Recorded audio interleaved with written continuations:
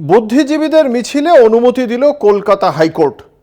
বিচারপতি অমৃতা সিনহার এজলাসে এই আবেদন জানানো হয়েছিল যে বর্তমান যে পরিস্থিতি, সেই পরিস্থিতি নিয়ে বুদ্ধিজীবীরা তারা একটি মিছিল কর্মসূচি করতে চান এবং সেই মিছিল কর্মসূচির প্রেক্ষিতেই কলকাতা হাইকোর্টের দ্বারস্থ হয়েছিলেন তারা।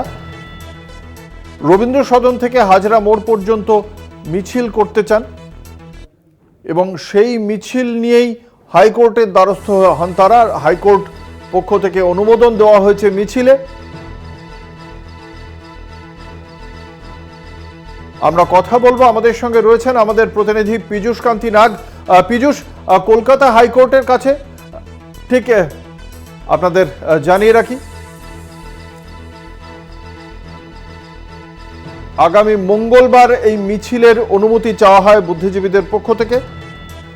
রবীন্দ্র সদন থেকে হাজরা মোড় পর্যন্ত মিছিলে অনুমতি দেওয়া হয়েছে কলকাতা হাইকোর্টের পক্ষ থেকে। আগামী 1 সেপ্টেম্বরের মধ্যে পুলিশকে এ বিষয়ে বুদ্ধিজীবীদের যে সংগঠন, সেই সংগঠনকে অনুমতিপত্র পাঠিয়ে দিতে নির্দেশ দেওয়া হয়েছে আদালতের পক্ষ থেকে।